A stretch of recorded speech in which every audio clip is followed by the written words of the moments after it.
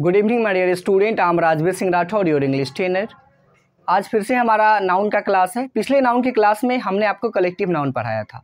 हमने आपको बताया था कि अगर कलेक्टिव नाउन को नंबर के हिसाब से बांटा जाए तो यह तीन प्रकार के होते हैं।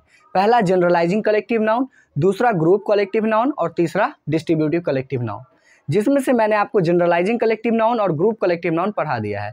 आज हम पढ़ेंगे डिस्ट्रीब्यूटिव कलेक्टिव नाउन। देखते हैं इसको।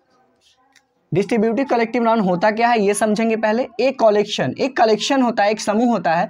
दैट मेंबर्स आर, उसका जो मेंबर होता है, आइदर का मतलब होता है या तो, क्या होता है या तो डिस्ट्रीब्यूटिव कलेक्टिव नाउन वो होता है ना, जो एक ही प्रकार के मेंबर से मिलके बनता है ना। दैट्स मेंबर आर, उसका मेंबर के कैसा होता है, या तो अनिमियस मतलब एक मत वाला होगा, या डिफरेंट इन ओपिनियन या अलग अलग ओपिनियन वाला होगा। मतलब इस बात को हम आगे समझेंगे, अभी आपको समझ नहीं आएगा, ठीक है।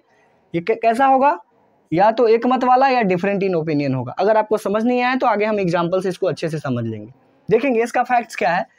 इफ इट मेंबर्स आर, अगर इसका मेंबर, किसका मेंबर, डिस्ट्रीब्यूटिव कलेक्टिव नाउन का मेंबर अनिमियस होगा मतलब एक मत वाला होगा तो वर्ब सिंगुलर होगा। दूसरा, अगर डिफरेंट ओपिनियन वाला होगा, अलग अलग ओपिनियन वाला होगा तो वर्ब प्लूरल होगा। कहने का मतलब किसी मुद्दे पर, कोई मुद्दा है, मान लीजिए कोई पंचायती हो रहा है, उसमें अगर सारे पंचों का मत एक होगा तो वर्ब सिंगुलर होगा। अगर सबका मत अलग अलग होगा तो वर्ब प्लूरल होगा। समझ रहे बात को। यहाँ यही कहा गया है कि इसमें जो मेंबर्स होंगे वो दो ही प्रकार के होंगे, या तो उनका एक मत होगा या उनका डिफरेंट मत होगा, अलग अलग प्रकार का मत होगा। और यहाँ मैंने क्लियर कर दिया कि अगर मत एक होगा तो यह सिंगुलर बन जाएगा और वर्ब भी सिंगुलर लेगा। अगर मत डिफरेंट इन ओपिनियन, इसका मतलब है कि मत अलग अलग है, ओपिनियन अलग अलग है, तो ये क्या बन जाएगा, प्लूरल, और वर्ब भी कैसा लेगा, प्लूरल। समझ गए। अगर एक मत वाला तो सिंगुलर वर्ब, अलग अलग मत वाला तो प्लूरल वर्ब, ठीक है। एस और ES does not come with it, इसके साथ एस और ईएस का प्रयोग हम नहीं करते हैं। जैसे एग्जाम्पल देखेंगे, इसके आधार पे example, the parliament has passed the bill, मतलब पार्लियामेंट ने बिल पास कर दिया है। इट मीन्स कि यहाँ पे क्या है, एक मत है। कैसा मत है, एक मत।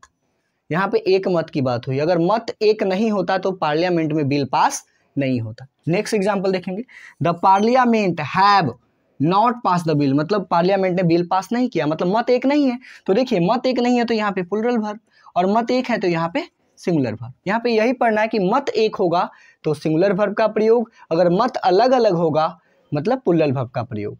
अंडरस्टैंड। अगर नॉट लग गया इसका मतलब मत अलग अलग है, नॉट नहीं है तो मत एक है तो सिंगुलर वर्ब, ऐसे प्लूरल वर्ब, ठीक है। नेक्स्ट हमारा है मटेरियल नाउन। मटेरियल नाउन का मतलब होता है द्रव्यवाचक संज्ञा। क्या होता है, द्रव्यवाचक संज्ञा। ये किसको कहते हैं, वैसा नाउन जिसे मेजर्ड किया जा सके, मापा जा सके, तौला जा सके, वेट किया जा सके, लेकिन गिना नहीं जा सके, गिना नहीं जा सके। ऐसे नाउन को हम क्या कहते हैं, मटेरियल नाउन। कौन सा नाउन, मटेरियल नाउन। जैसे इसका फैक्ट देखेंगे, it is singular and gets singular verb, यह सिंगुलर होता है और वर्ब भी सिंगुलर लेता है। जैसे मिल्क इज स्वीट, दूध मीठा होता है। नेक्स्ट हमारा generally, it does not gate article before itself, साधारणतः यह खुद से पहले आर्टिकल नहीं लेता है। जैसे वाटर इज कलरलेस, इसके पहले आर्टिकल का प्रयोग हम नहीं करेंगे, ठीक है। Next, drinks is only material noun that is plural and gets plural verb, drinks एक सिर्फ मटेरियल नाउन है जो प्लूरल होता है और वर्ब भी प्लूरल लेता है। जैसे drinks are lying aside the road in Patna, मतलब ड्रिंक्स कूड़ा करकट पड़ा हुआ है रोड के किनारे, कहाँ, पटना में, ठीक है। अगर वीडियो अच्छा लगा हो तो हमें लाइक करें, सब्सक्राइब करें और कमेंट करें। जय हिंद, जय भारत।